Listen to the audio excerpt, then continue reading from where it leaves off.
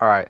So with all this kind of like talk about Sean O'Malley ducking Merab, I was really thinking like, is because a while ago Lucas Tracy, Lucas Glacy made a very good point where I think Sean O'Malley really should fight Topuria next. It makes way more sense than fighting Merab. Well, it doesn't make a lot more sense, but I feel like it would be so much better for the fans if Sean O'Malley fought Topuria first.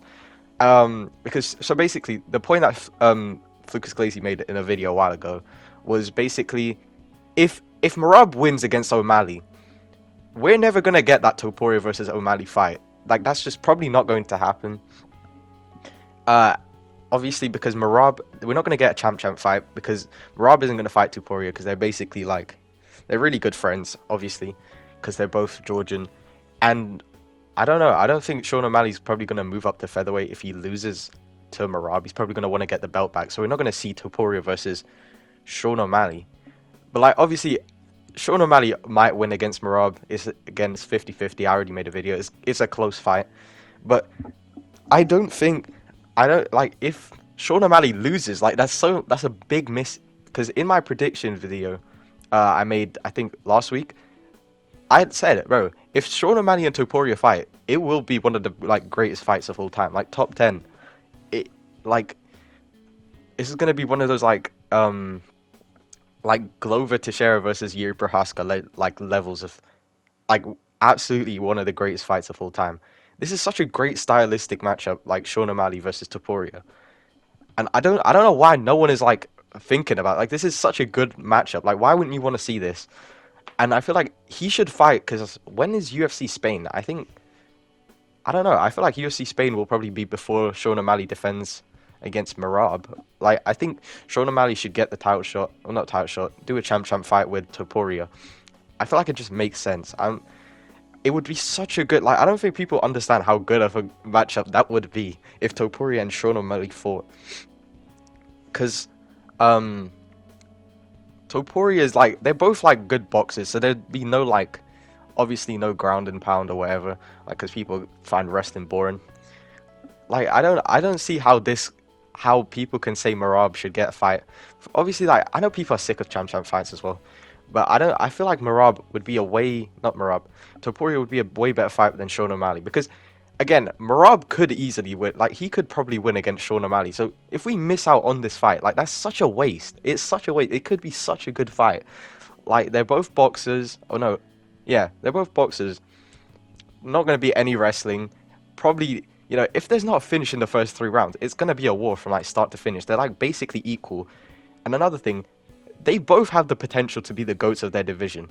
Like when you think about it, like, there's so many other champs that like, no one really cares about. Like, for example, like Drickers. No one cares about Drickers. Like this guy won the championship, no one talked about it. Like who cared? Like he's not going to be the goat. He's not going to be Ali. He's not even going to beat like what Israel Adesanya has done, let alone like Addison Silva. Like no one cares about him that much. And then like Pantoja, for example, he's not going to beat Demetrius Johnson's record. So like no one's going to see them as the goat. Sean O'Malley only has to get 3 title defenses to become the goat of bantamweight. Like not 3 title defenses, 4, and then he's basically the goat already. And then with Topuria, he beat Volk so easily. Like this wasn't a Volk like out of his prime, even though people are gonna say it because he got knocked out by Islam. But this isn't like a Volk way out of his prime at least. Like he still beat Yair Rodriguez last year like easily. Like I don't think this was like an old washed up Volk. So these are 2 people who have the potential to be the GOAT of their division. Fighting off in a champ fight. Like it's just not gonna be the same if Sean O'Malley loses, moves up to featherweight, gets a fight against Topuria. It's not going to be the same. It's not gonna have the same effect. Like this will be such a great fight if they go through with it.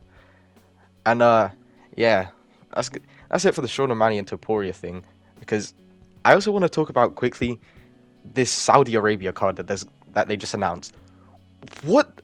Like I don't understand how they even did that because I thought there was just no hope. I'm not gonna lie because like we got the Blanchfield card, Rose Namajunas card, and then Tuivasa card.